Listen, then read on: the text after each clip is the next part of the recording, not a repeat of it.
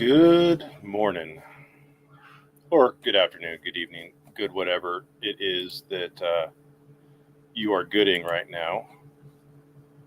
We're going to look at the answer to the first amended complaint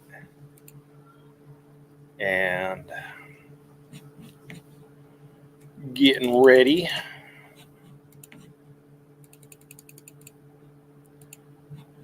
Make everything bigger. That's what she said. All right. So, hello, Nima. So, I would like to. Why didn't it make it bigger? What am I looking at that didn't go bigger? That is bigger, that is bigger, and that is bigger. So, why is that not bigger? That's what she said, but why isn't it bigger?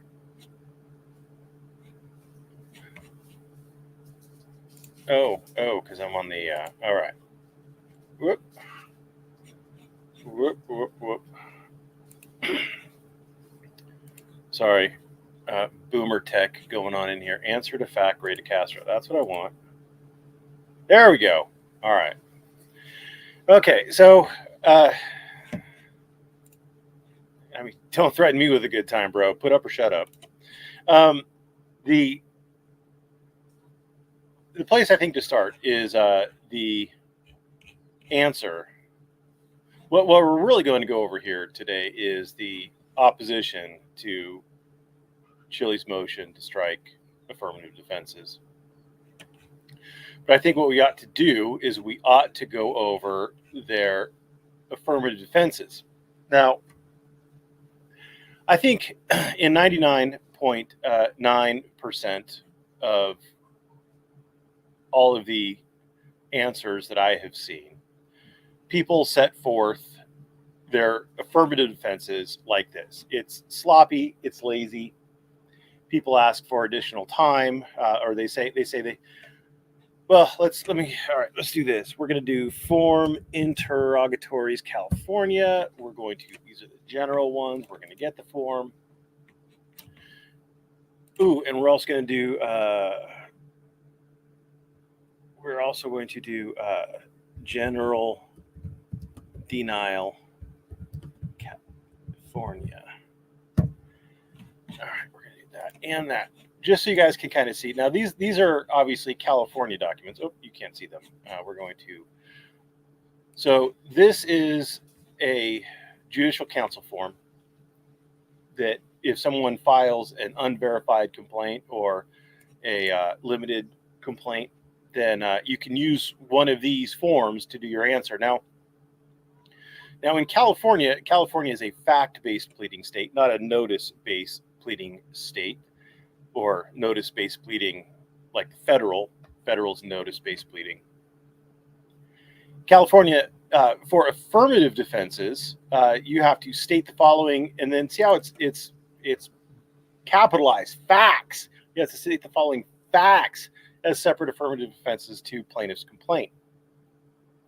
So you actually have to state the facts, and no one ever does, even in California, which is where most of my practice is. I do very little federal stuff, but this is the form interrogatories general. This is another California just basic form. You'll see these all the time. And down on 15, I think it is, denials and special or affirmative defenses.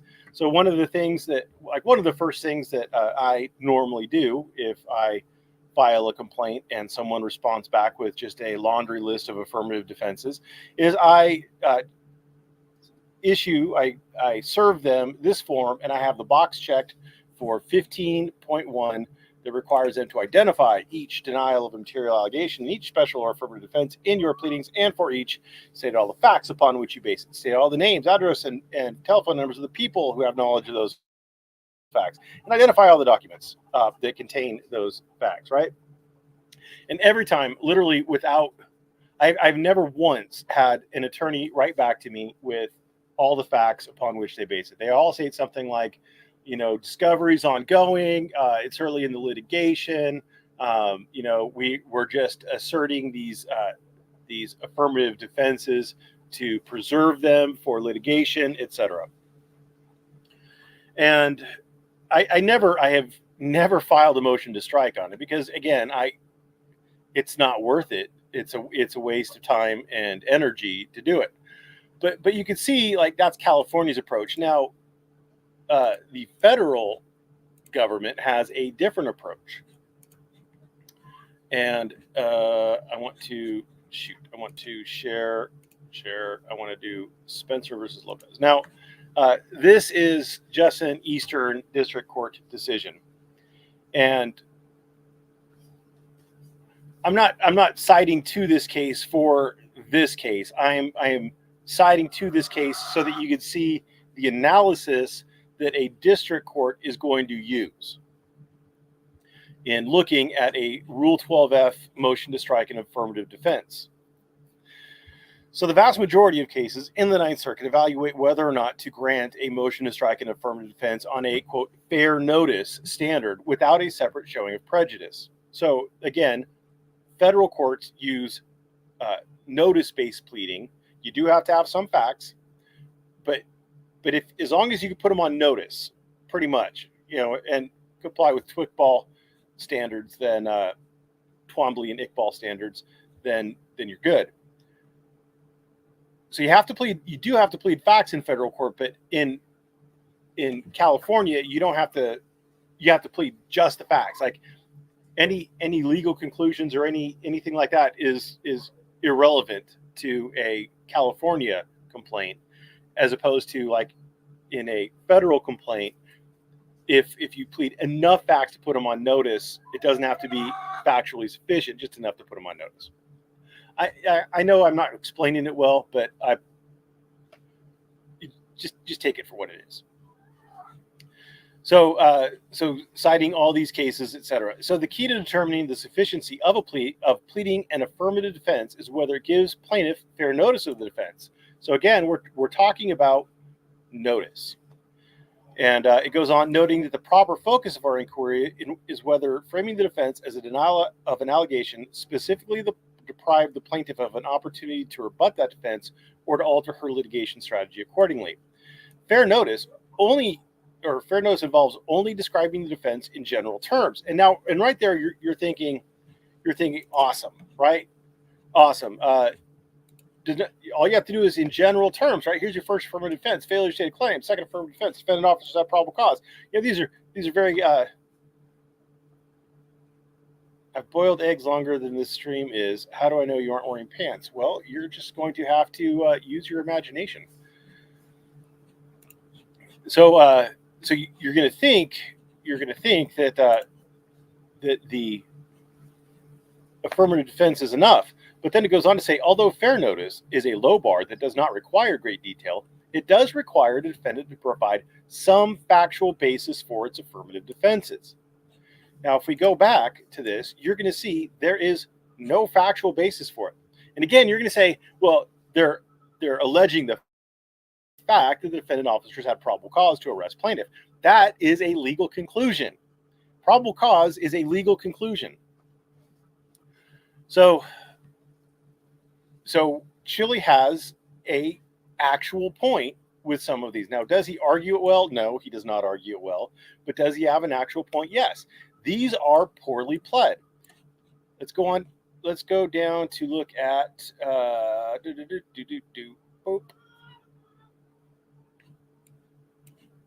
11th affirmative defense. Any injuries allegedly sustained by plaintiff were the result of his own negligence, right? And these answering defendants have not been negligent, right?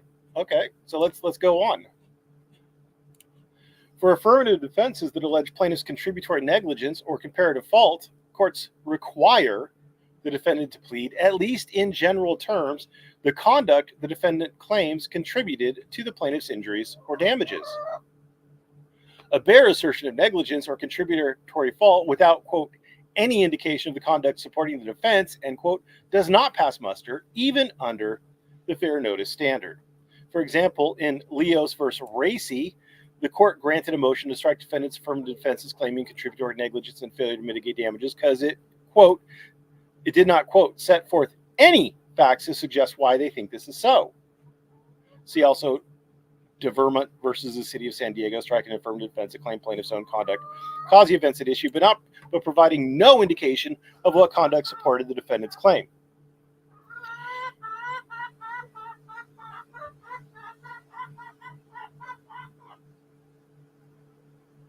You done? So Chile does have a very, very good point that he could make there. So now that we've done that, now let's look at Craig Anderson, who, you know, it's probably not Craig Anderson. It's probably Nicholas M. Adams, who's writing this. I wonder who wrote the answer. Let's find out who wrote the answer, folks. Let's find out who wrote the answer. It was our Nicholas M. Adams Esquire. Let's see how long he's been practicing. Let's see how long he's been practicing. So he's been admitted to the bar of Nevada since 2021. So 2 years, you know, not that long, but well, you don't need to see it. He's been practicing. He was admitted to the bar in 2021. So he has not been practicing law for long. He probably assumed that this would be dealing with he's probably only dealt with other attorneys, and these pleadings these affirmative defenses are pretty much par for the course. So for attorneys, I mean, anyway, so now he has a defendant who's going to fight tooth and nail, and he probably was very unprepared for that. So let's go to his opposition. So this is defendant's opposition to the motion to partially strike defendant's answer. All right. So introduction, because we got to have all these facts, right? On May 7, 2023, Chile filed his First Amendment complaint. Decastro's First Amendment complaint asserts claims for 1983 Fourth Amendment, 1983 14th Amendment, 1983 First Amendment, 1983 Manel claim, 1981 claim. That's a dead one right there. That is definitely a dead claim. Assault, battery, false arrest, and imprisonment, invasion of privacy, and negligence. Defendants filed a motion for partial dismissal on all claims except Decastro's excessive force-based claims.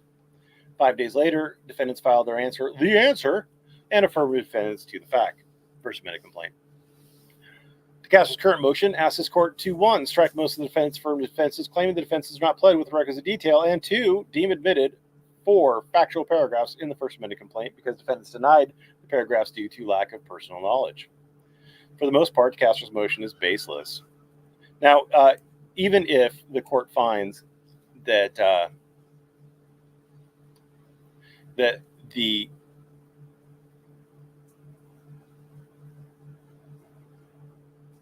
defendants should have either denied or affirmed the 4 paragraphs instead of denying due to lack of personal knowledge, the odds are that the court will allow the defendants to replead it and just deny it.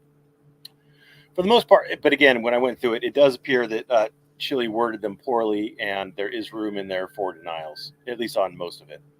For the most part, Decastro's motion is baseless. But is it though? First, the defendants stipulate to dismiss 4 of their affirmative defenses, but deny the remaining affirmative defenses, fail to put Decastro on notice of the defenses the defendants intend to raise. Second, with respect to the 4 disputed answers to the First Amendment complaint's factual allegations, defendants have a valid reason for denying the paragraphs at this juncture. The motion to strike 12F permits a court to strike from a pleading an insufficient defense or any redundant, immaterial, impertinent, or scandalous matter. The function of a 12F motion is to strike is to avoid the expenditure of time and money that must arise from litigating spurious issues by dispensing with those issues prior to trial. Motions to strike are generally disfavored and should not be granted unless the matter to be stricken clearly could have no possible bearing on the subject of the litigation. If there is any doubt whether the portion to be stricken might bear on an issue in the litigation, the court should deny the motion.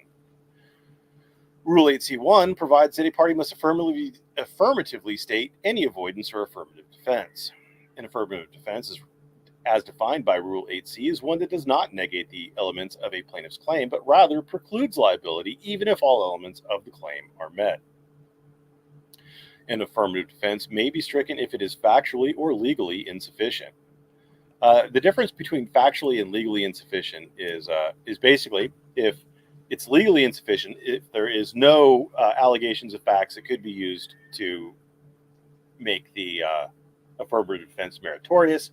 Factually insufficient would be if the facts as pled mean that it doesn't apply. So, for example, if you assert that a cause of action is time barred due to a running of the statute of limitations, if you say, well, this is time barred by statute of limitations, and the alleged date of the injury is 6 months ago, and the statute is 1 year, and it's already before the court 6 months after the injury, then it would be factually insufficient because the facts say that you lose. An affirmative defense is legally they go on to define it. Never mind. Jesus. I got ahead of myself. Sorry. An affirmative defense is legally insufficient if it is impossible for the defendant to prove a set of facts in support of the affirmative defense that would defeat the complaint. With a motion to strike, just as with a motion to dismiss, the court should view the pleading in the light most favorable to the non-moving party. Ultimately, whether to grant a motion to strike is within the sound discretion of the district court. So what they're saying is that the court has a lot of leeway whether or not to grant the motion to strike. The District of Nevada has recognized there are differences between the respective pleading standards of claims and defenses under Rule 8. For example, in Faring BV versus Watson Laboratories, this is a District of Nevada decision, the court explicitly declined to apply the more stringent Iqbal pleading standards to a Rule 12F motion, reasoning that under Rule 8C, an affirmative defense need only provide fair notice of the issue. Prior to Twombly and Iqbal, the Ninth Circuit noted that the key to determining the sufficiency of pleading an affirmative defense is whether it gives plaintiff fair notice of the defense. Now, in my research this morning, it did appear to me that again, as Spencer versus Lopez states, the vast majority of cases in the Ninth Circuit evaluate whether to grant a Rule 12F motion to strike on a fair notice standard. They don't do a Twombly-Iqbal standard. And there were other cases that went in. I think it was this one.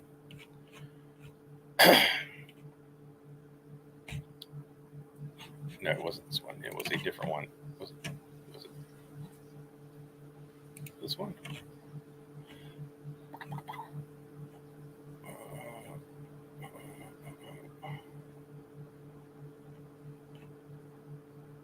Anyway, I looked at it, and there was one where they were trying to plead Twombly and Iqbal on it. I don't remember where it was.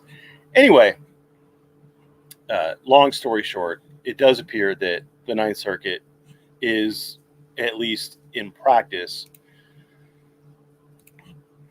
requiring the fair notice. But remember, the fair notice requires facts. Taken together, Rules 8 and 11 allow the facts alleged in the complaint to be deemed admitted if a party's assertion of ignorance through its answer is, quote, obvious sham. In order to ensure that the court's hearings concern the real issues between the parties, where the party's averment of ignorance is clearly frivolous, the trial court is justified in refusing to accept it as a basis for imposing upon the claimant the burden of adducing proof. It is an extreme sanction to deem allegations in a complaint admitted if it is possible to grant defendant leave to amend its answer without causing unfair prejudice or delay. That is my understanding of the law, and that is what I assume will happen if the court strikes some of the answers, parts of the answer. It will grant them leave to amend. It won't deem them admitted. So defendants have complied with the federal rules and the local rules in filing their answer to the First Amendment complaint. Yet, despite this fact, Decastro has moved to strike defense affirmative defenses in a backdoor attempt. Backdoor attempts. Nice. to obtain untimely dispositive relief. And yes, this would be untimely dispositive relief. Dispositive means that it actually finishes a part of the case that has to be proven on the merits, like a motion for discovery sanctions is not dispositive. It doesn't resolve part of the case. This, if they determined it to be admitted, these parts to be admitted, it'd be dispositive because these are ultimate facts that would normally have to be proven at trial. First, the defendant's affirmative defenses are adequately pled because they put Decastro on notice of what defenses defendants intend to raise in this litigation. But do they? Second, the defendant's asserting a lack of knowledge as to some of Decastro's specific allegations in the First Amendment complaint is legitimate because defendants lack the requisite knowledge to affirm or deny those specific allegations. Third, to the extent defendants' affirmative defenses are insufficiently pled, or defendants' claim of lack of knowledge is somehow improper, defendants should be granted leave to amend their answer. This case is still at a very early stage in which discovery is to be stayed pending the resolution of Decastro's state criminal proceedings. There is no prejudice to any party in granting the defendants leave to amend their answer. That is a fair assessment. So Part A, Decastro fails to explain how defendants' affirmative defenses fail to give him adequate notice. All right. Decastro argues that the affirmative defenses in defendant's answer are subject to being stricken by Rule 12F for insufficiency, namely not providing Decastro with enough specifics about the nature of the affirmative defenses as to put Decastro on notice of the precise nature of the affirmative defense. So he worded it poorly, but yeah, specifics about the nature of the affirmative defenses could be interpreted by the court as being a failure to plead the facts, which you have to plead for an affirmative defense, at least some facts. However, the longstanding practice of this district is not to strike affirmative defenses at the outset of a case and not to apply heightened pleading standard to a defendant's pleading of the affirmative defenses. And this is where if he had a citation, he would have cited said citation and pointed out these specific cases where the District of Nevada says we have a longstanding practice to not strike affirmative defenses at the outset of a case. But he doesn't cite it. So this is what I like to call bullshittery. Now, I know that I'm going to get some hate. People thinking, you're being too hard on this attorney. But I always find that the people who say that I'm being too hard on the attorney never say I'm being too hard on Chili. So that's kind of weird, isn't it? And Chili fans don't seem to watch my stream, so that's fine. Anyway, Decastro has failed, and then he goes on. Decastro has failed to cite persuasive authority to support his argument that contested affirmative defenses are insufficiently pled. And you fail to cite any authority for your theory about the longstanding practice of this district. In light of this district's precedent, which you haven't cited to or shown, and Decastro's failure to meet Rule 12F standard, Decastro's motion to strike should be denied. Decastro, this is the First Amendment affirmative defense. Decastro first argues defendant's affirmative defense for failure to state a claim should be stricken. The defendants do not oppose the court striking this affirmative defense. The motion for partial dismissal on file sets forth the defendant's basis for pleading the defense. Yeah, that's a moot point because there is already a motion pending before the court. So it doesn't really matter. Defendant's second affirmative defense. Defendant's second affirmative defense states, quote, the defendant officers had probable cause to arrest plaintiff, end quote. Defendant argues this affirmative defense is not pled with sufficient specificity and fails to give him fair notice. Now, we are looking at the pleadings. Rule 12, we are looking at the pleadings. We're not looking at the subsequent facts that are pled in other complaints. We are looking at the actual pleading itself. What is stated on the pleading? So in the answer, what did the defendant say? Well, they're going to pull a Chili here. This is a proper affirmative defense, they say, citing nothing. Decastro is arguing Officer Bork falsely arrested him, i.e., he lacked probable cause. The defendants disagree and counter probable cause existed for the arrest. Well, you should have said something like that. You should have pled facts in there. Something like, well, the district attorney, by filing charges, believes that there is probable cause. The court has, in the criminal matter, has not granted any motions to suppress evidence or anything like that based on a lack of probable cause, nor has the court in the criminal matter dismissed the case for lack of probable cause. They could. Those are facts that they could plead, but they can't. But they didn't, and they still haven't. They could also state the various things that gave the officer probable cause, i.e., first affirmative defense. Officer Bork had probable cause. He had probable cause based on he was conducting a stop. Chili interfered with that stop. The officer told Chili to back away. Chili did not back away. All of these facts are elements of interfering or obstructing or whatever. So they could have pled facts. They could have pled a lot of facts in support of this. They pled none. This affirmative defense puts Decastro on clear notice the defendants disagree with his false arrest and false imprisonment theories. Other district courts have rejected this very argument. See Roe versus the City of San Diego. Well, let's look for Roe versus the City of San Diego. We're going to share this tab instead. Holding defendant's denial of punitive damages was not an affirmative defense because it asserted the plaintiff had not met her burden of proof. Am I in the right spot? 289 FRD 604. 289 FRD 604. Okay, so they don't cite a page number. Well, that's a bad citation. No page number. That's terrible. Why would you not cite a page number? Why would you not cite a page number? Oh, because it doesn't say what you want it to say. Well, let's look before I get ahead of myself. Let's make sure that it doesn't say what they want them to say. All right. Motion to strike affirmative defenses. Okay, well, let's look. Hold on. Let's just shortcut this a little bit. Probable. 14th affirmative defense, probable cause. All right. In the 14th affirmative defense, defendants argued that, quote, at the time of the initial conduct and during the contact, defendant police officers were acting within the scope of their employment and had probable cause to believe said plaintiff had committed a crime.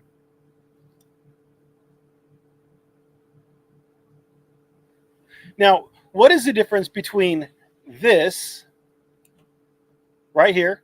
At the time of initial conduct and during the conduct, defendant police officers were acting within the scope of their employment and had probable cause to believe said plaintiff had committed a crime. What's the difference between that and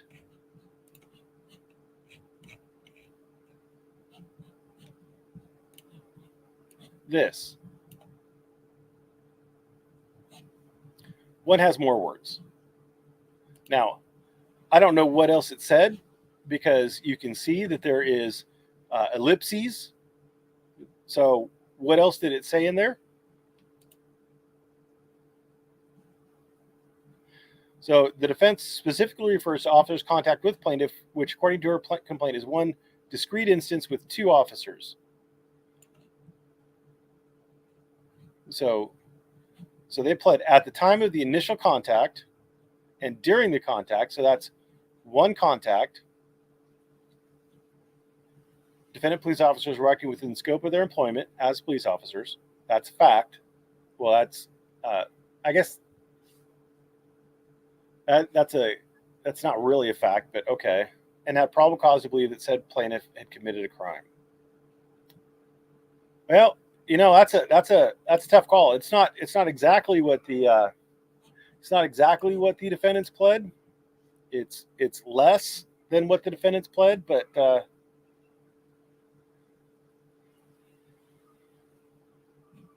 we'll see. We'll see. Let me just make sure that it does not go any further. At this stage of the pleading, defendants need not allege further facts. So at that stage of the pleadings, the court thought that it was enough facts pled there. Okay.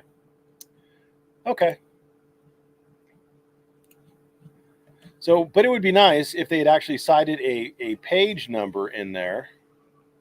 So that was a page 612. So boy, wouldn't it have been handy if they did a comma 612 there? A showing of probable cause is a valid affirmative defense. A showing of probable cause is a valid affirmative defense to Decastro's false arrest and imprisonment claim, and as such, defendants must be allowed to maintain their affirmative defense of the existence of probable cause justifying the arrest of Decastro. Well, they should be allowed to maintain it, but whether or not the court will require them to replete it with more facts, well, that's what we'll see. That's a bit of a wobbler for me. I don't know which way the court's going to go. It was a pretty threadbare assertion. I don't think if the court strikes it, I don't think the court will deny the defendants leave to amend. Third affirmative defense. The complaint acts of these answering defendants were justified and privileged under the circumstances. Again, that's a threadbare allegation. Decastro argues this affirmative defense fails to give him fair notice on the standard announced in Wyshak versus City National Bank. Decastro is incorrect. Did he actually did Chile cite a page number? 235 to 35. He doesn't. Let's take a little bit of a gander at it, shall we?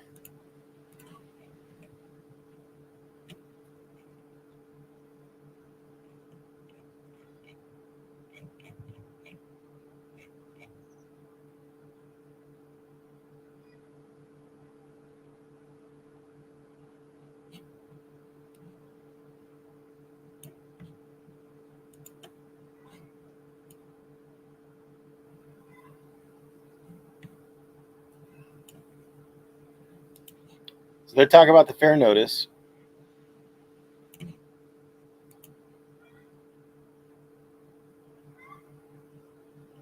The attached memorandum made specific mention of the code section as a statute of limitation upon which CNB. Okay, so they had in there. There was a amended answer, a copy of the amended answer, and a memorandum of points and authorities.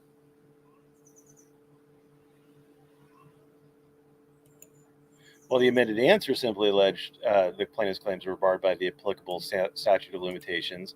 The attached memorandum made specific mention of the code section.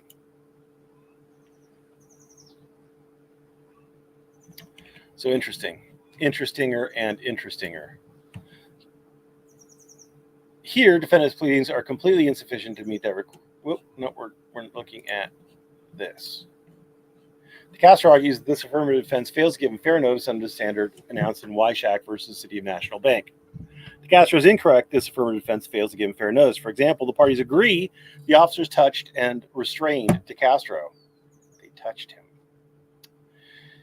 Hence his excessive force and assault and battery claims. However, the law is clear. Police officers are privileged to use force in certain circumstances. So again, so remember how in Wyshak they attached the code section they were relying on in a memorandum. Here they just said, privileged. So police officers are privileged to use that amount of force which reasonably appears necessary. Further, police officers are privileged to perform detentions when reasonable suspicion exists and perform arrests when probable cause exists. Other district courts have agreed that this is a valid affirmative defense. All right, well, let's look at this one, shall we? And this is going to be at 570. They actually gave us a page number. Oh, don't you love page numbers? 570.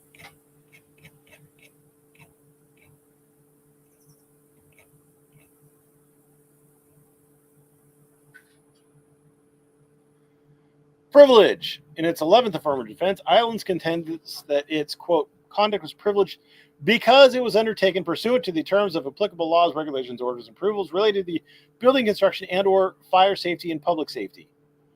Kohler does not dispute the legal sufficiency of the privileged defense, but argues that it fails to provide fair notice. The court disagrees.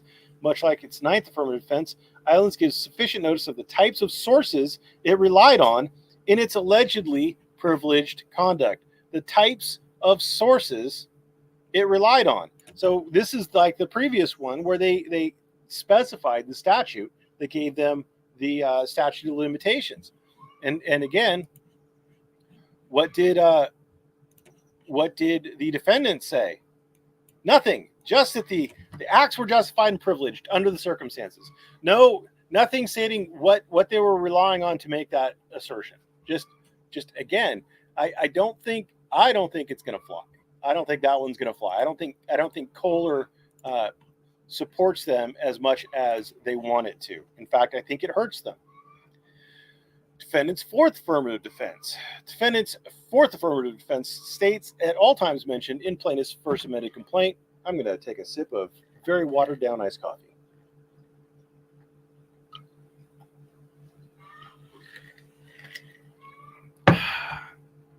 You could barely taste the brandy in it. Defendant's fourth affirmative, there's no brandy in it. I was joking. That's a joke. It's not like me not wearing pants. I'm really not wearing pants, but there's definitely no brandy in there. I wish there was. But it's a little too early to start drinking. Defendant's fourth affirmative defense states, at all times mentioned, but you can't drink all day unless you start in the morning, right?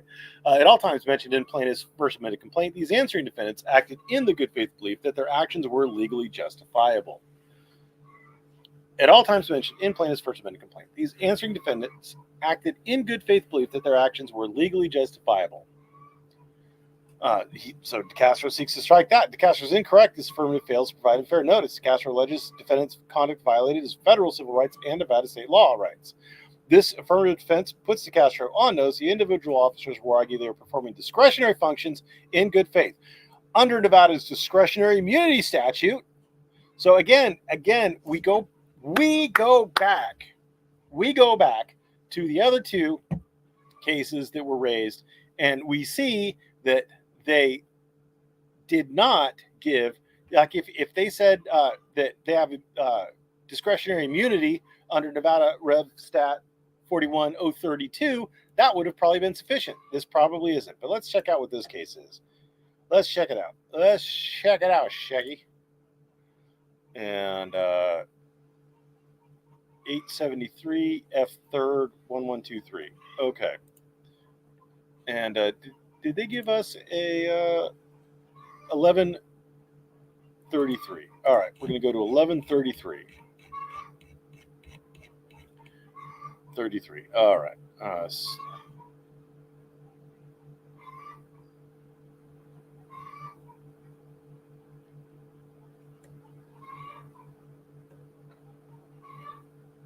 So this isn't on a motion to strike. This is if they had cited this case.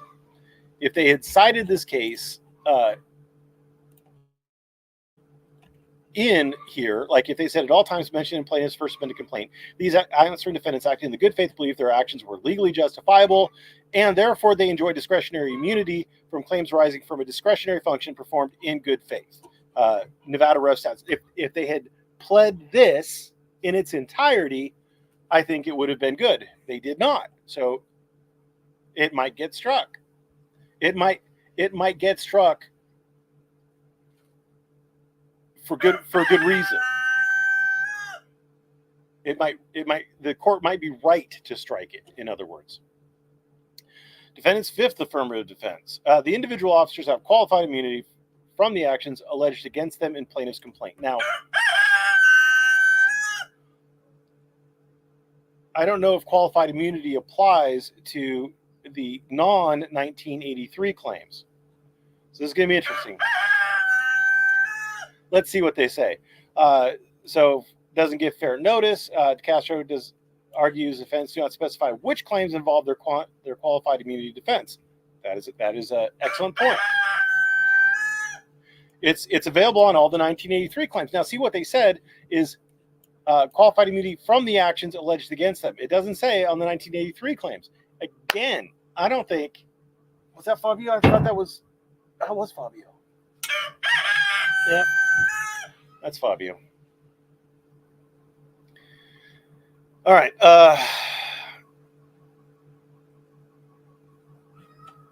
So anyway, this one, well, so once they raise it, yeah, but is it as a pleading, as a motion to strike, what happens? They don't say. All right, sixth affirmative defense.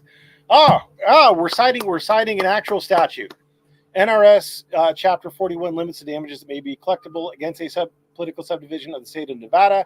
I would have liked to have seen it say for the state law claims,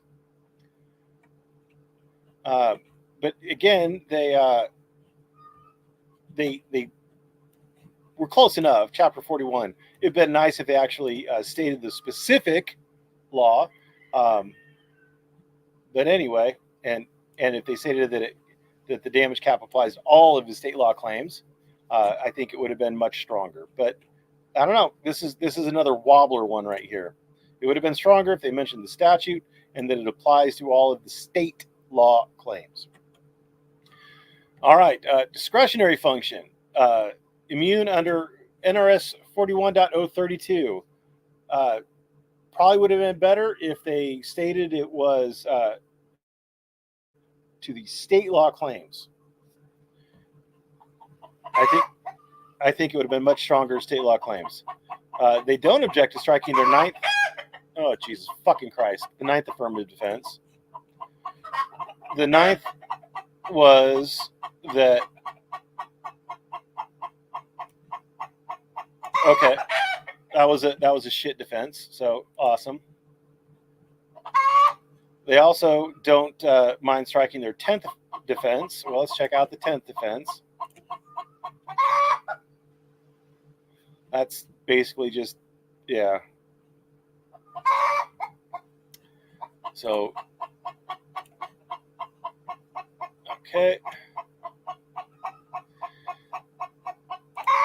And now the 11th offense. Any injuries allegedly sustained by plaintiff were the result of his own negligence and or actions.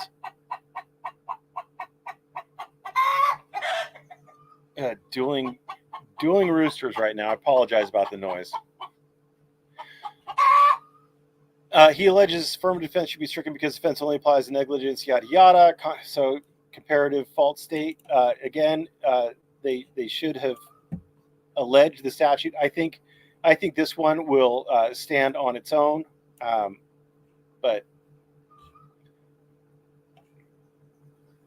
I don't think this one will get struck, even though they didn't mention the statute. 13th affirmative defense, they don't mind striking. The claims, each of them are barred by failure to plead those claims with particularity. Well, they already have a motion to strike, don't they? I thought they already had a motion to strike. Anyway. Defendant's 14th affirmative defense. Defendant's 14th affirmative defense. These answers to defendants have not been negligent and not breached their duty to properly supervise the conduct of its employees with whom plaintiff interacted.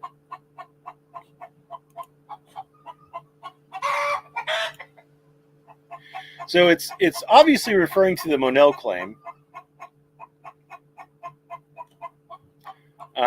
but they probably will. They probably should have said that as to which count this one applied to.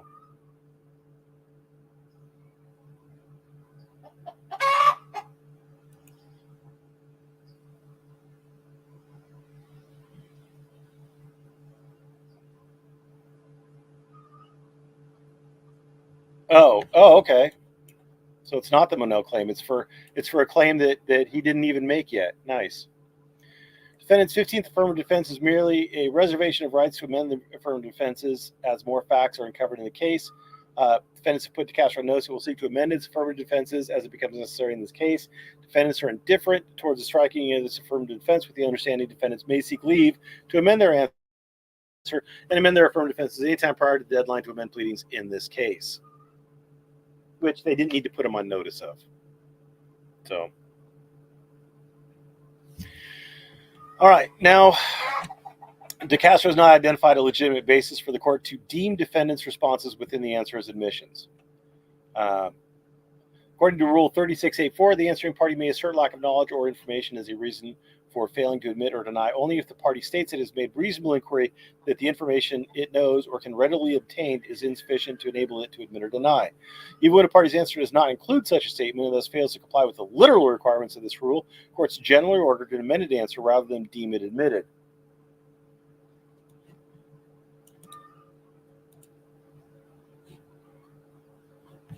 And we're looking at page 1246.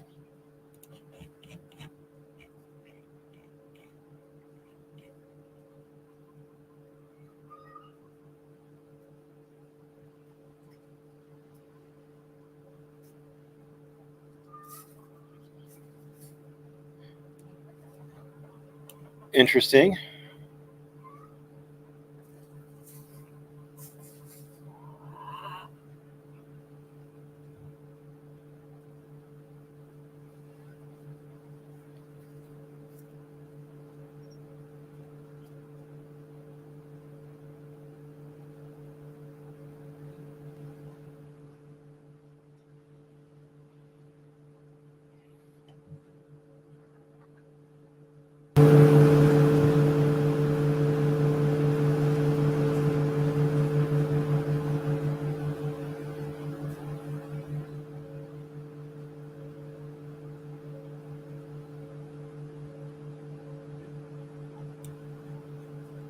All right.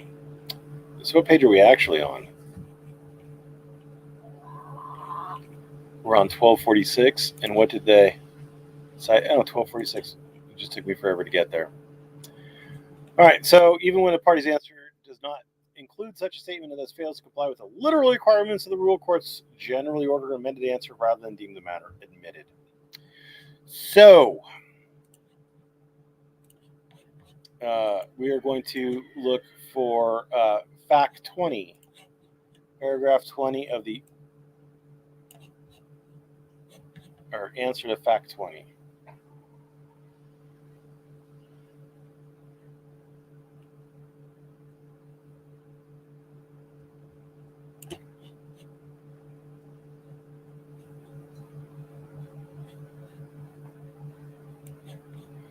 So they did not comply with the actual rule. So they're basically saying, yep, the court should strike this, but the court should let us amend our answer.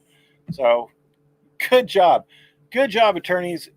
Good job in making attorneys look like we're worth a damn. Good job.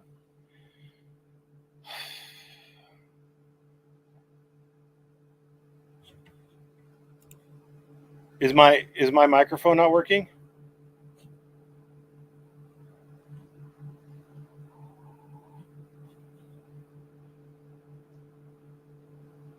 Anybody? Anybody?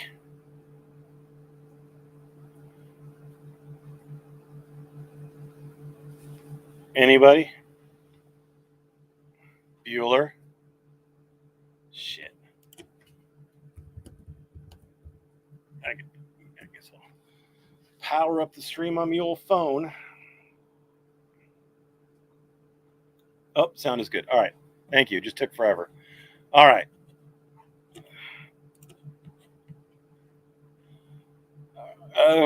So yeah, basically they're admitting that they effed up. So good job, guys. So fact 20 states at this time, blah blah blah. Well, I'll read it, I guess. At approximately 4:30 a.m. Pacific on March 15th, 2023, plaintiff happened upon a police interaction between a woman sitting in a silver Hyundai Elantra and Bork. Who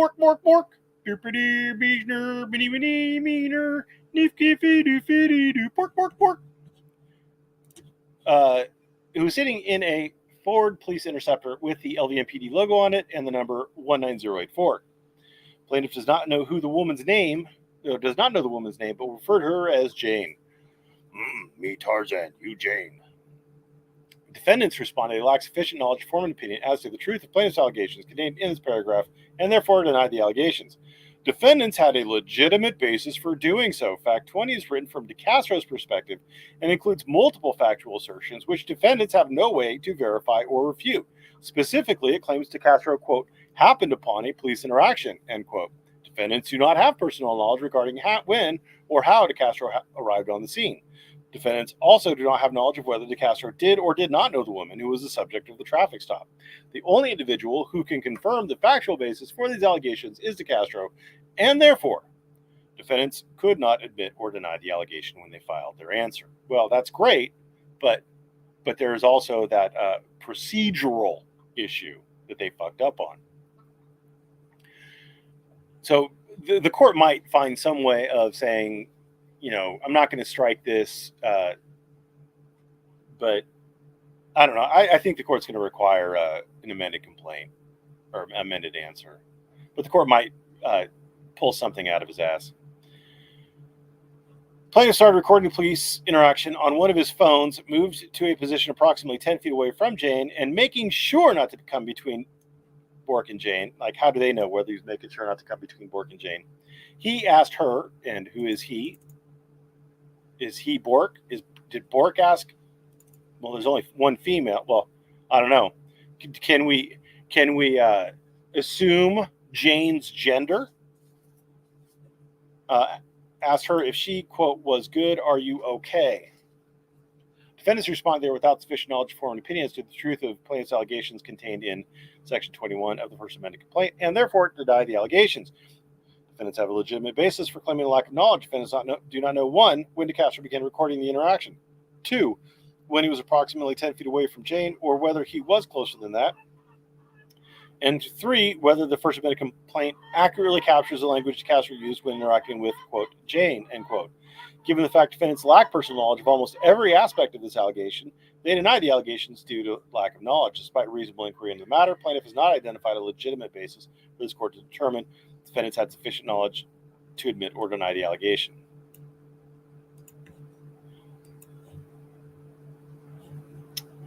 At some point, defendant Torrey, the supervisor, arrived on the scene and authorized defense behaviors being within their policy. Torrey then stated the plaintiff should be arrested to discourage plaintiff's behavior. Again, they denied it, legitimate basis, because the paragraph includes several details which defendants lack knowledge of. The body-worn camera Decastro references does not include any statement from defendant Torrey explicitly authorizing the other officers' behaviors being within the LVMPD policy.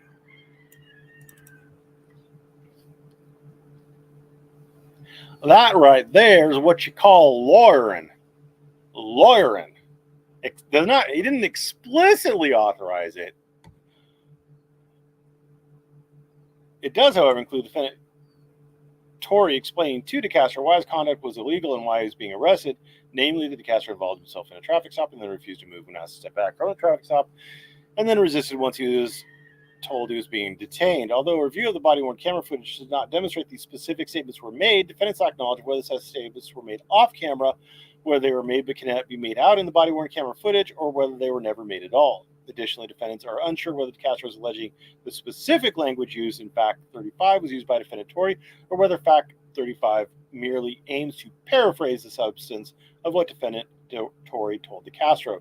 To the extent Decastro's Fact 35 paraphrases the substance of what defendant Torrey told him, the fact should specify as much instead of making specific allegations about the language used by defendant Torrey.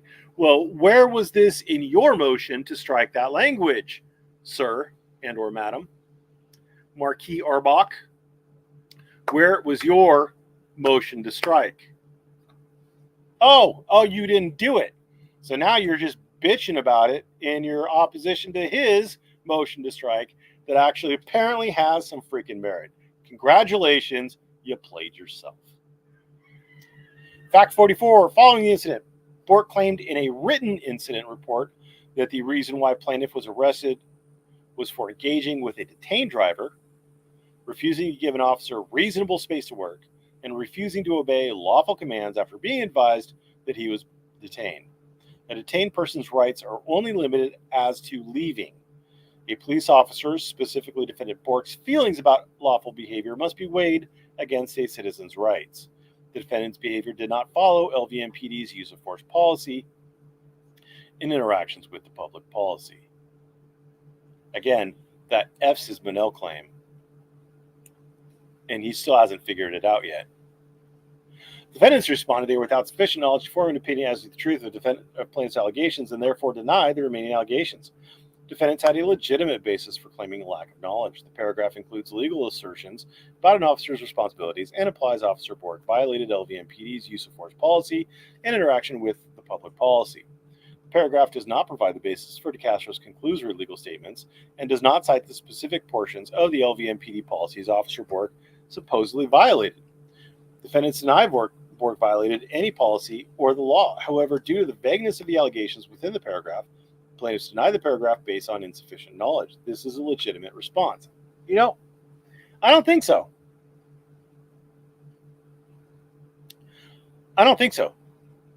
It cited the specific policies that Chili's claiming that he violated, the use of force policy and the interactions with the public policy. I think this one's a fuck up.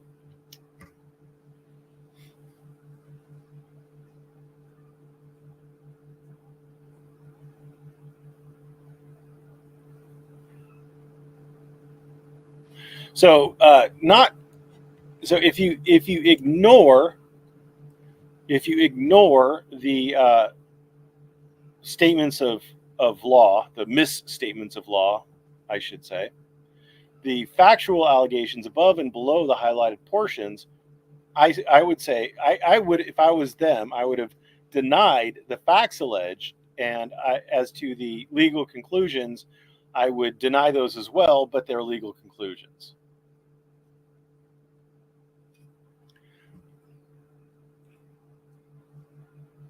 Defendants should be allowed leave to amend their answer should this court deem any aspect of the answer is deficient. If an affirmative defense is stricken, the court should grant defendants leave to amend. Yes, that is a fair statement of fact. If any of the responses in the answer are insufficient, defendants should be granted leave to amend. And yes, that is an appropriate statement of fact.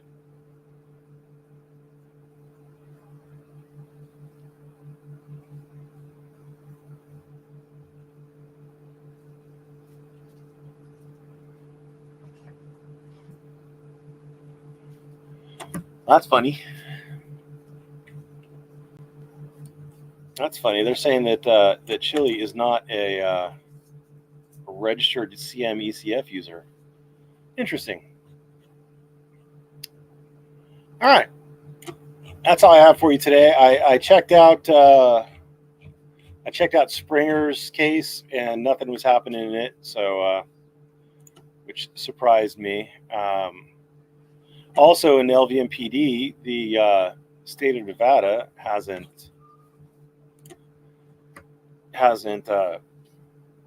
filed an answer yet. Again, I don't think they need to, because sovereign immunity is gonna win it for them. But whatever. So all right, let's read some of these. Hello, hey Nima, fake. Good afternoon. My pants off. Are you? My pants are off you. My pants are off you. Wow. Good morning, Alan. Hello, John. Hi, Dozy. 34th in that house. I'm actually outside. I can show you bigger. Nice. You're enhancing it wrong. Lol. 34th Street in the house. Any free PS5s here? No. Happy fascinating Saturday. Well, happy fascinating Saturday to you, Cygnus Step. Like YouTube notification, I object. Whoa, finally catching the stream live. Yes, you are. Hey, Merb, glasses purple, yellow diamond. Well, glasses purple, yellow diamond to you too, Natasha. Just the facts, ma'am. I'm here. You can start now. Well, I have started. Much to the chagrin of every sexual partner I've had, I've also finished before you two. I boiled eggs longer. Yeah.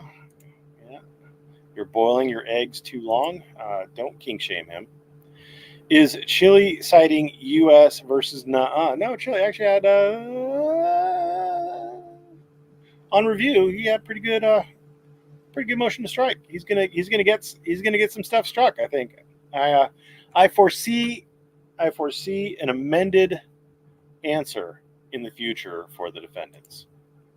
Did everyone see the lawsuit?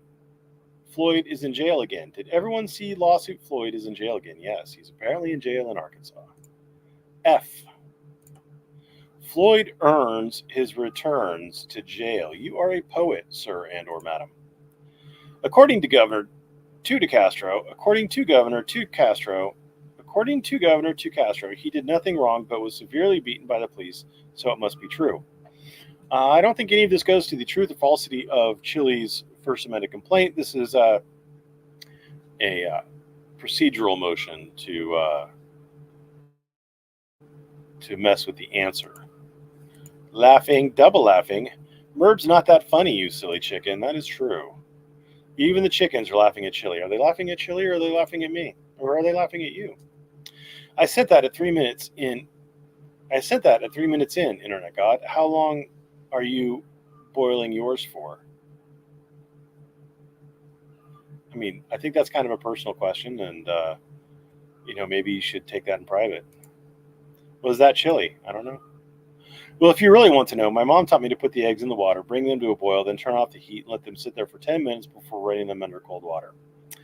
I think was a little vinegar in there too will help them from sticking as bad, the inside to the shell. It also add a bit of baking soda to the water. It makes the shells come off easier. Baking, I've never tried baking soda. That might be eggs take longer to cook when they're in the chicken. That is true. Happy Saturday. Stay cool and keep exposing those. Oh, I thought you were going to say something besides those losers. I know the cold water thing. I'm just chucking these at my neighbors, so I'll try your method next time. Well, free eggs. I mean, eggs are expensive. I remember when you used to throw eggs in toilet paper at people's houses to mess with them, and now it's way too expensive to do that crap. Good afternoon, TK Teller Mac. Thank you for furthering my dreamy weekend. Wow. Your beard, the boisterous cocks, and the yearning to wonder if you are truly pantless. Have a perfect weekend. Well, I am truly pantless, and you have a wonderful weekend yourself. Yo, a coated friend. That will make Mama happy, monkey. Nice. Hydrate, Merb, scotch, and plenty of water. I'm not a scotch man. I'm a bourbon man. So I'll take that with a grain of salt. Hey, are you sure these are Floyd or Chili's filings? They really look like Floyd wrote them. I see what you did there. What swinging banana boy. I don't king shame him. Love a bit of pantless Merb on a Saturday night.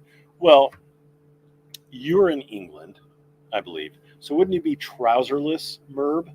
Because pants would be my undies, which I'm not wearing, for the record.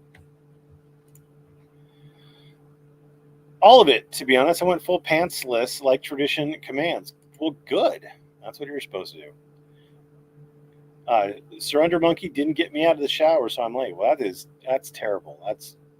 I would sue. Is your channel called Merbeast like Mr. Beast, or is it called Merb 34th Street? Yes. Got it. Because case law and opinions of the courts have never aligned with the Constitution. Got it. Because case law and opinions of the courts have never aligned with the Constitution. I think you're misstating your position there, sir. I believe what you mean to say is that case law and opinions of the courts have never aligned with your interpretation of what the Constitution should be. Marbury versus Madison, which is a very old Supreme Court case, is where the Supreme Court determined that the courts, not the legislative branch and not the executive branch, but the courts determined what laws and what the Constitution mean. So, case law and the opinions of the courts, by definition, align with the Constitution because the courts determine what the Constitution means. So I don't know what to tell you, bro. I don't know what to tell you.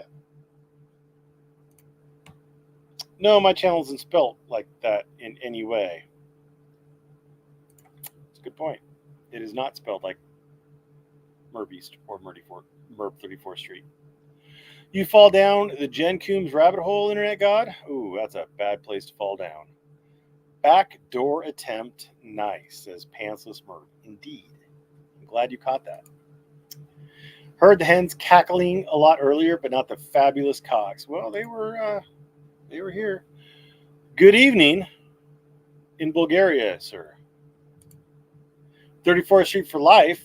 Fuck you people. Wow. Adam's coming out of the gate swinging like my dick. How about some likes? I like you. I like you, Philip. Is that enough likes? Everything you said. Merb is a beast in the bedroom. You weren't supposed to talk about what we do in the privacy of the bedroom, Adam. That's between you and me. Just don't say Chili has learned anything in the past year, Merb, because that's apparently a bad thing to say for reasons I fail to comprehend.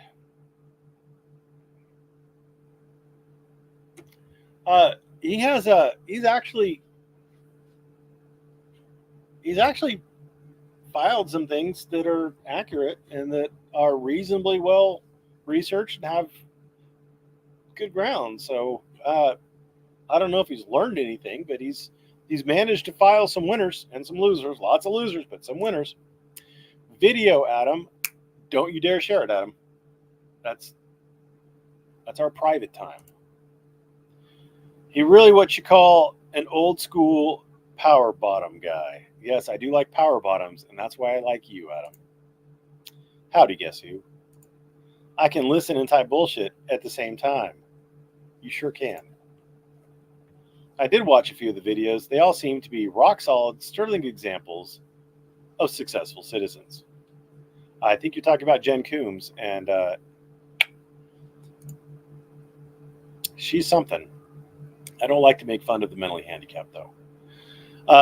Could the lack of facts or statements be a strategy the defense is considering? Well,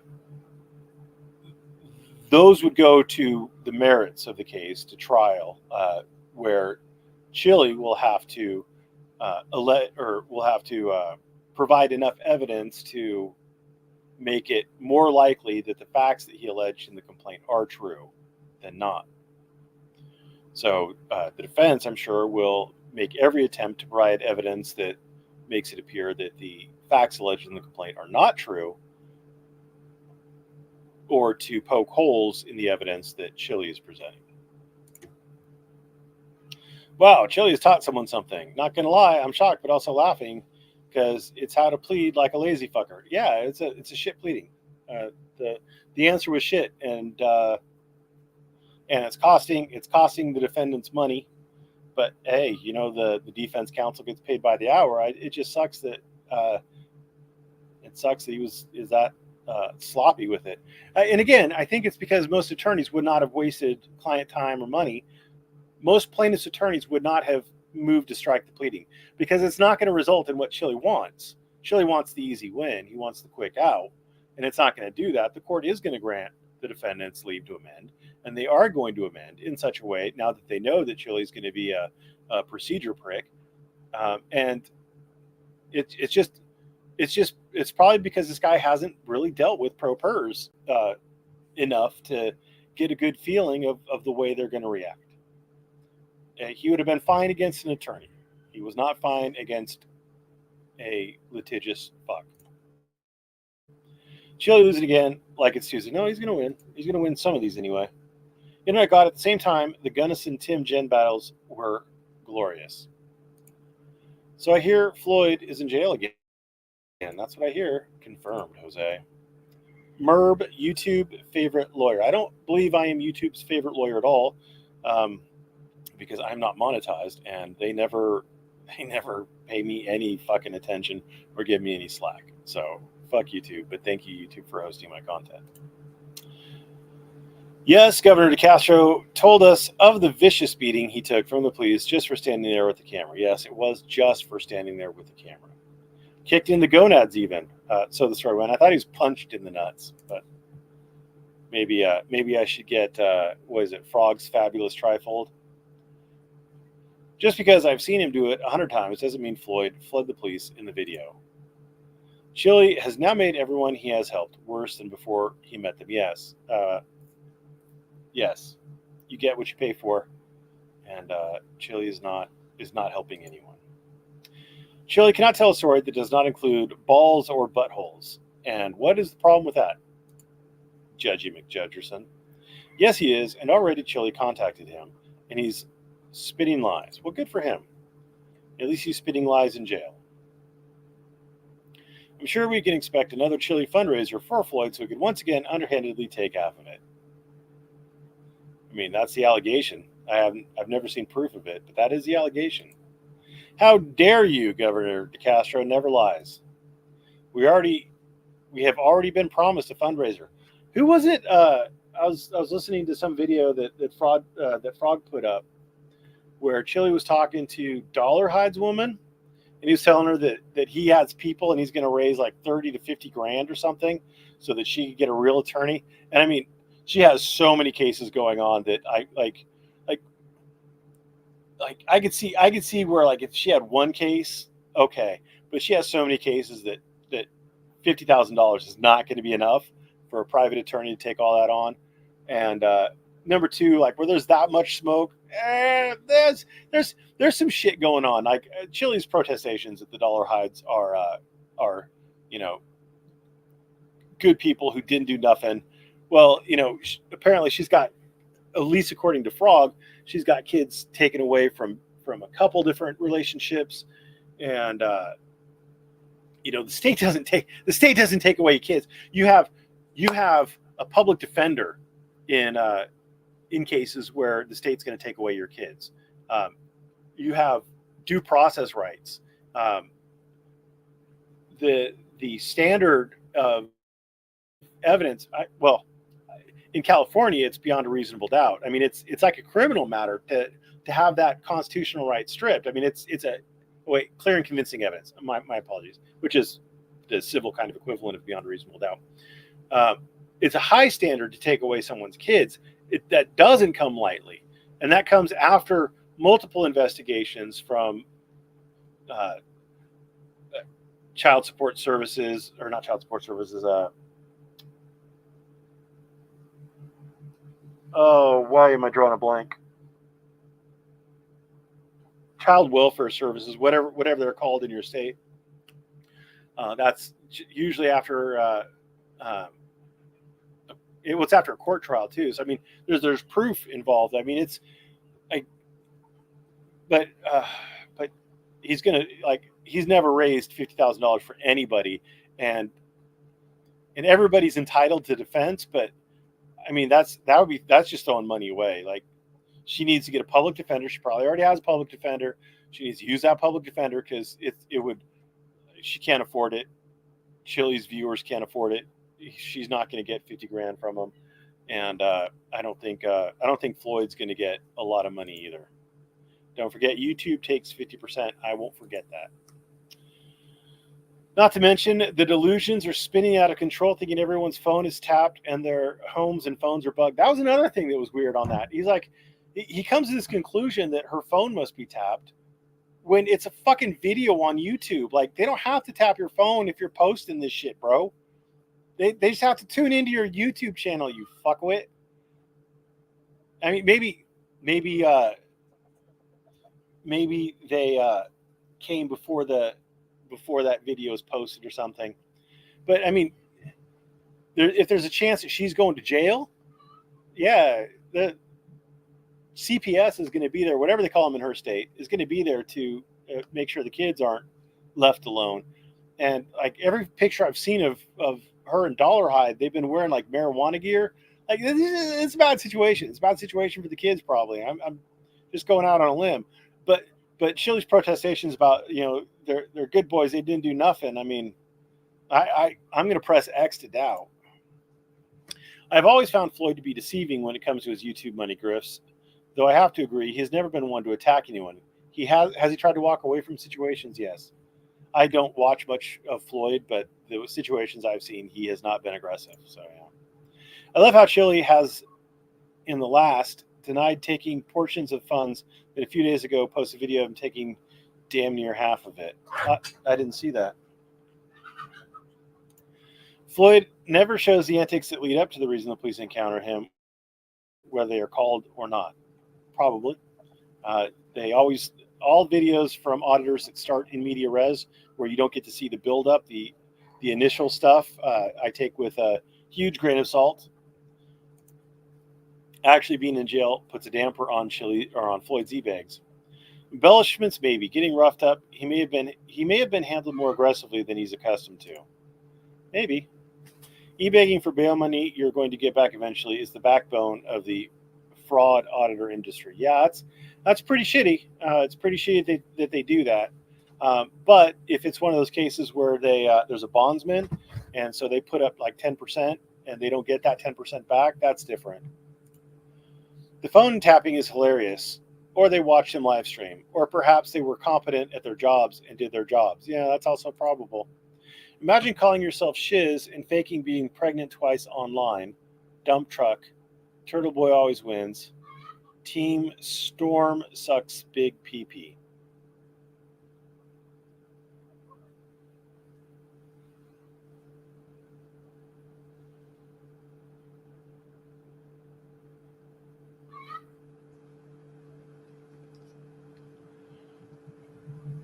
Okay, Aaron.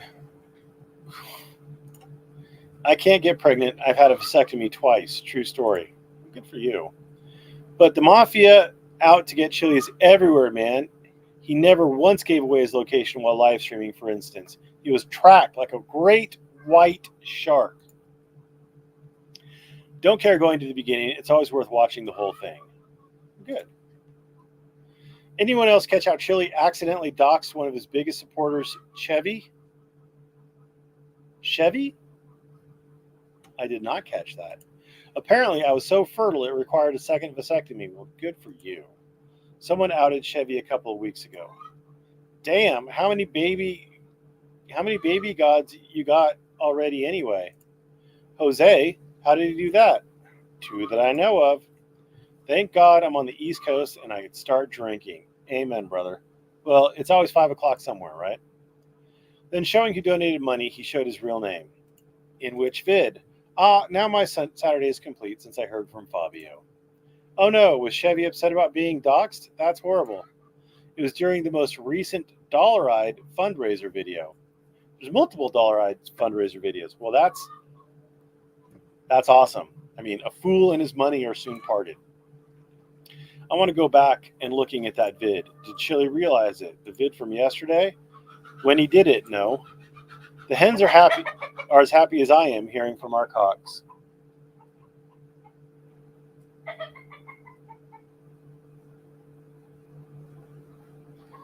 Fabio just got laid and Indigo's mad about it. Not when he did it, but when he showed how he took half the funds in a follow-up video, he blocked out the last name. Does Chili read the crap before he sends it? Chili needs $50K for the Dollaride family. Don't forget to donate, even if that means you have to skip a meal or two. Also, you can skip at least one mortgage payment to help. How about no? I mean, thank you for the offer, but no, I won't. Indeed, Bach. He raised that money, knowing Dollarhide had no bond charge, and then took almost half of it. The Clucking Chickens reminds me of a WNN panel. The fact that you watch WNN says more negative things about you than you realize. Heather and Chili need to re-up, and Chili wants to hit the road. Is it the road that he wants to hit? Wink. Lee Holman. Yes, Tom. Equals Chevy. Yes, that's Chevy, Tom. When is Chili's court date in Nevada? Is that why he wants a road trip to Oklahoma and Arkansas? I don't know. I don't know that he has a court. Oh, for the criminal? I don't know. No one posts that in my Discord, so I have no idea what's going on in the criminal matter. God damn it, didn't get the notification. Hiya. Well, you should send it to God damn it, because apparently God damn it didn't get the notification. 15th of September, I think. And that was after Lee donated hundreds of dollars for Dollar Hide, which Chili took half of. That's very uncool to dock Chevy again, Tom. We may not use our real names, but Chevy was obviously trying to hide his. Or we may use our real names, but Chevy was obviously trying to hide his. It baffles me that Chili fans aren't able to identify a duck. Chili doxed him, Laura, not Tom. Well, if someone's been doxed, can you redox them? And if so, then Tom did it. But I don't know. Saying someone's real name, is that really doxing someone? I don't know. My name's John Riedfeld, by the way. Nice to meet you. Do the chickens have a leaf blower? Not that I'm aware of. Yeah, I know, Jose. But I wasn't going to watch Chili's video to find out. Okay, now that you know his name, so? Did the solar flare hit his microphone and it worked for a moment? Chili fans can't identify a find muck either, like claiming that Heather's phone is tapped and she should avoid child services because Chili has parenting experience. So that's a two-edged kind of sword. If you don't participate with CPS, then it's very likely that they're going to recommend to the court that you lose the kids. If you do participate with CPS and you waive your Fifth Amendment right against self-incrimination, then anything you say to CPS can be used against you in the criminal matter. I've lost sleep over that very thing multiple times. So, all right, we can hear you, we can hear you, we can hear you, we can hear you. Good, stop yelling, Merv, working fine, we hear you, sound is good. I heat, you calm down. Yes, it's fine now, hear you. It's fine, 6x9, it's working, we hear you. It took forever for these to load, I'm sorry. It's repeated the comment section of video separate that particular live stream. Okay, I apologize to Tom then, since y'all are okay with spreading the news. Sorry, Tom. Clearly the Swedish chef is a legal genius. Indeed, and a brilliant chef. Chili could have deleted the comments with his name or went back and blacked out his name and hasn't. It's all on Chili. Okay, roast Fabio for dinner tonight? No. We have lost one chicken. She disappeared. It's a Winona. She was a little silver Wyandotte. Don't know what happened to her. Probably a bird got her, like a bird of prey. Very, very unhappy about that. Yeah. I am fine. Thank you. I'm convinced. Cut Chili a check for $5 million. Okay. Fabio is only half the cock he used to be. There, I roasted Fabio. Zing! If it's not like it's the first time, it's not like it's the first time he's talked to his supporters. Yes. Comments like that will win you no love from Merv. That's true. It was also a Chili fan who repeated it in one of their comments. Fabio is old and tough and only good for soup at this point. Probably. Roosters taste like shit. Well, I've never tasted shit, so I wouldn't be able to tell you. But they're just tough. They don't taste bad. It's all in the seasoning. A little salt, a little garlic, a little pepper. Good roasting. They're a little tough. If you get them if you're actually going to cook, if you're actually going to use roosters for food, you get the meat birds and you harvest them like at 6 weeks or so, 8 weeks. You don't let them get. These birds are over a year old, so. What? I meant sit at a table with a bunch of celebrities and tell chicken jokes. Good cover. The good news is maybe Floyd will find himself a partner in jail, so he won't have to travel overseas again. You know what? Love finds a way, okay? Love finds a way. My dad used to watch the originals with Dean Martin and the Rat Pack. Even had them on his VHS, I think. Howdy, late to the party. You might have something there, Internet God. Can we send Chili a big check that says you win for $5 million and maybe he will go away? He won't go away. The LVMPD, it reminds me of what's that stupid movie with that stupid Adam Sandler guy, where he's a golfer and he demands to get a check, and so he has like all these enormous checks because he is so stupid that he thinks the big checks are negotiable. or something. I don't know. The LVMPD has an attorney who only became an attorney in 2021 and wants to impress with a very long and boring motion. It was an opposition. Caught up now, Burns? No amount of money is enough for those who receive said monies without actually earning it. That's true. That's true. You only appreciate it if you've earned it. Thanks. Figures. People too busy trying to make a name for themselves instead of just doing the job. I was about to ask for that. I must say that there's one advantage of having Chile writing complaints and motions, that they are a lot more entertaining. Real law can be born. Yes. Yes, it can. They hate Chile, but the city could have. They hate Chile, but the city could have walked. Words are hard. I know, right, Tom? But never for Merb. He seems to get off on this stuff.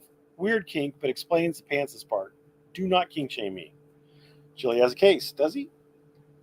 He could. I mean, if the cops punched him in the nuts, he may have a case. If he could prove it. And if he could prove damages. Of course he has a case. Cost 402 or something like that to file it. Aha! The officer should have went on.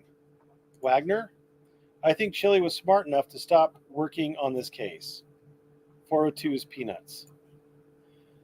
Good evening from German. Good evening, German. Been working this whole time. He has a case, but they went after him. Apologies. That wasn't a mic troll. Honestly, heard a buzzing from the audio, and it leveled out. The cops chased him. Murby! The secret is always hear a buzzing sound. The secret is to always hear a buzzing sound. Desert. That's tinnitus. Who is him, William? Chile. Could be both. Is Floyd in jail? If Floyd is in jail, how will he ever keep up with a lawsuit? Well, the jail has to provide him with the materials so that he can respond to the lawsuit. It could have been me, Bexa. It could have only been me, Bexa, for sure. They called him back. Watch the video. He tried to leave. I don't know what you're talking about, William, but called Chili back, like on the phone, William. Any rooster interruption device. Super Soaker water pistol shoots a stream during your stream. You know what else shoots a stream during my stream? The video. His speech is protected. Wild turkey. I'll drink it. I'm not a fan of it. For drinking whiskey, just Jim Beam is fine. I like it. It's not too expensive, and Yes. Hey, Merb. Enjoy the weekend. I'll have to go back later to catch up. I'll have to go back catch up on this later. Well, you have a great weekend, Ryan. Hey, Merb. What would you suggest for a mid-dollar unique bourbon asking for a friend?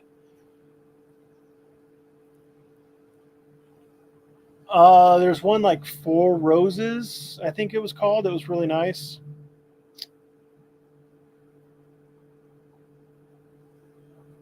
It's not too expensive. You could get it in the grocery store. Yeah. I think it's called Four Roses. Blindly throw enough darts at a dartboard, you're bound to hit it. Thanks, Merb. Always a pleasure. Well, thank you, Vixter. Nobody can predict the future. Well, you're predicting that no one can predict the future. You're violating your own rules, sir. Agreed, William. It is, yes. That last name, Rietveld, sounds like you have a partial Dutch background. I am Dutch. Well, I am partially Dutch by ethnicity, not by citizenship or birth. I'll be happy to send you proof, Merb. It's on his own video. Proof of what? But sure, send me proof. I love proof. And you'd actually be sending me evidence, and I would get to determine how good a proof it was or was not. Merb just said recently that per the 11th Amendment, this lawsuit fails. Did I just hear him say Chile was going to win this? Per the 11th Amendment, the state of Nevada has sovereign immunity. So the lawsuit against the state of Nevada is doomed. The other defendants have various defenses. But Chile, if Chile is competent, and if Chile can prove that he was punched in the nuts, and he could prove damages for being punched in the nuts, then Chile may be able to win. There is a possibility. This isn't a dead case as far as whichever defendant and or defendants punched Chile in the nuts, allegedly, if they did. Except when you're driving 100 miles an hour towards a brick wall, we can have an educated guess as to the outcome. You can make a prediction as to the future. I predict that tomorrow the sun will rise in the east.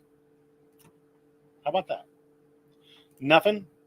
Pretty sure Merv meant that Chile will succeed in getting back some, or will succeed in getting some of the affirmative defenses struck. Yes. Well, they've already agreed to strike 4 of the affirmative defenses. The defendants have agreed to strike 4 of the affirmative defenses. So it is without a doubt that some of the affirmative defenses will be struck. The court will allow the defendants and the plaintiff to agree the defense will strike certain affirmative defenses. I believe that other affirmative defenses will also be struck. And I also believe, I have an educated guess, that the court will grant the defendants leave to amend their answer. Calling of the cop piggy is his speech, the First Amendment. I don't know what you're talking about, William. I don't know what you're talking about. There's a raging inferno. You are brilliant, just ask your chicken. Indeed, my chickens adore me. They will settle with him. With who? I don't know who you're talking about. 100% William.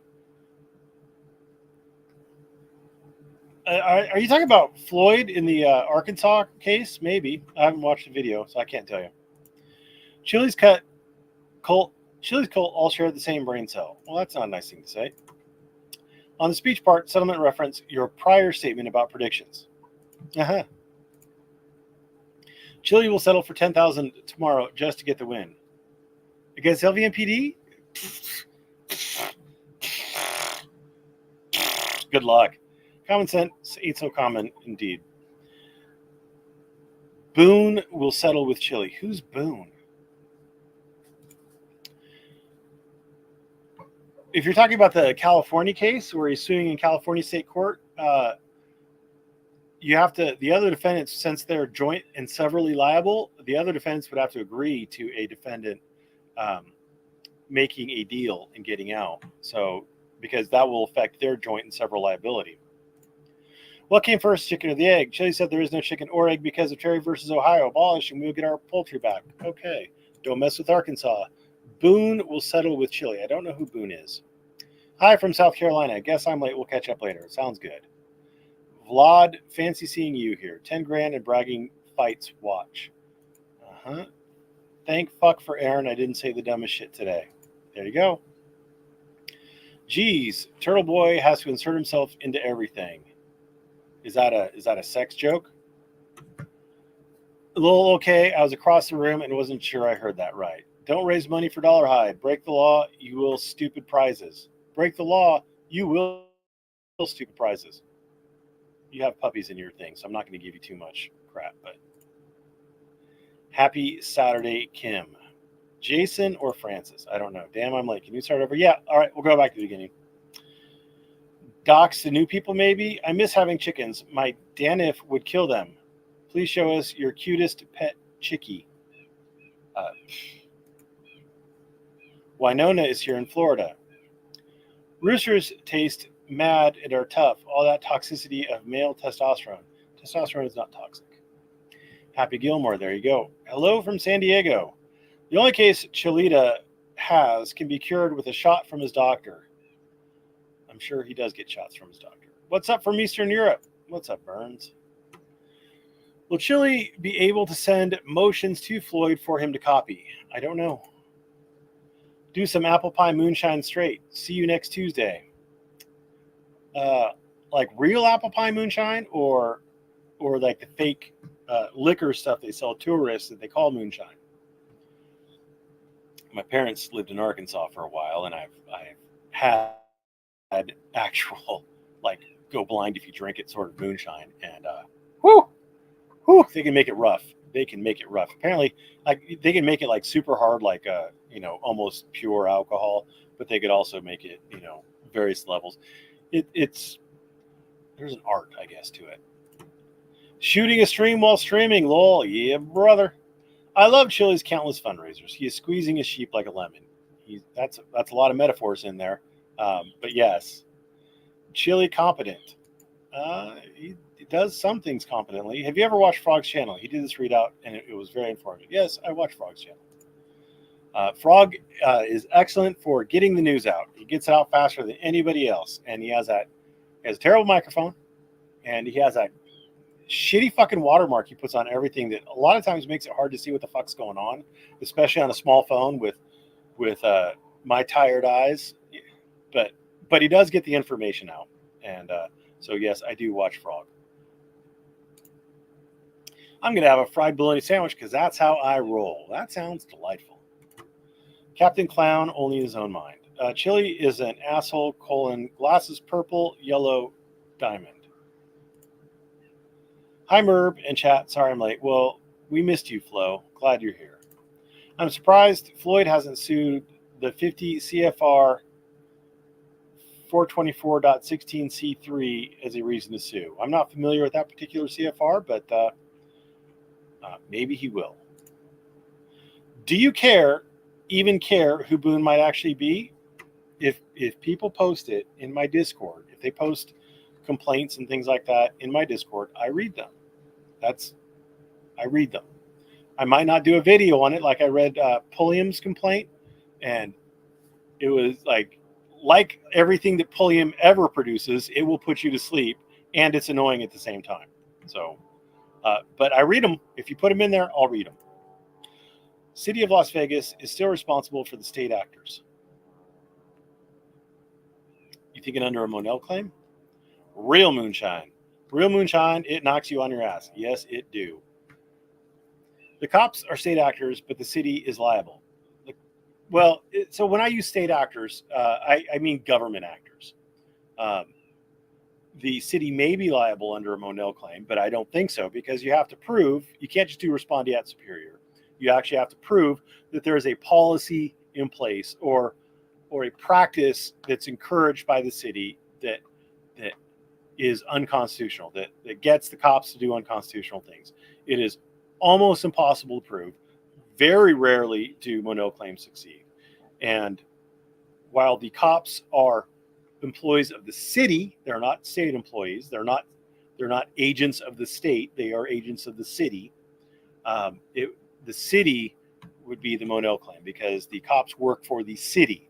There are state police in Nevada, and the Las Vegas Metropolitan Police Department is not a state police department. Brother brought some moonshine back from his travels, and I blacked out. That can't happen. I don't usually drink. Had 2 shots. 50 CFR is also a get out of jail card and free food.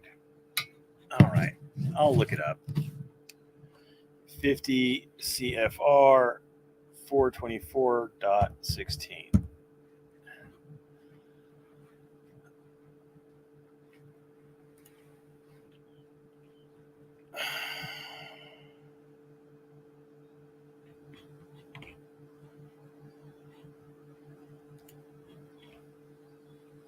Endangered species exemption process. Why am I not pulling up C3?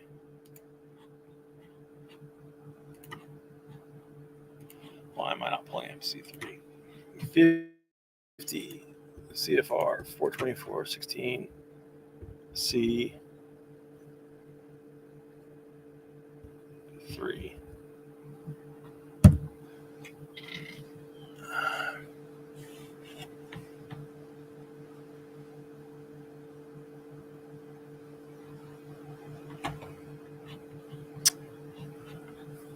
I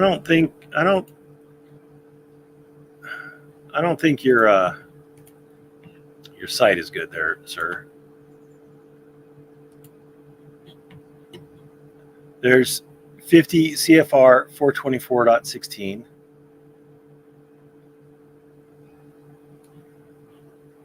This is about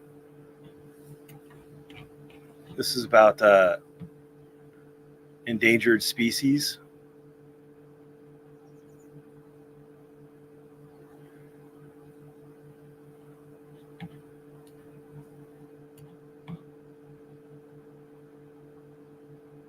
I don't know. I don't know if that was a troll or whatever. Watching the Waken Festival while watching this too. I need to figure out the best booze to pair with these streams. Yes. Tort action is against a false arrest. Tort action is against a false arrest. Whatever, dude. Like, state can't be liable for tort. Are you stating Nevada laws in the filings? From what I've heard, all states are different. Chili could avoid this and not been an asshole or dildo. Not sure which way he goes. No king shame. It is a troll. Well, yeah, I figured it was. It is a troll. And anything in a shot glass, maybe it was a hint to endangered white shark. And endangered species, did it mention woodpeckers? I don't have any woodpeckers around my house. It's kind of weird. No woodpeckers. Isn't that weird? No woodpeckers. Crazy stuff. Anyway, that's it for today. Thanks for watching. Have a great day.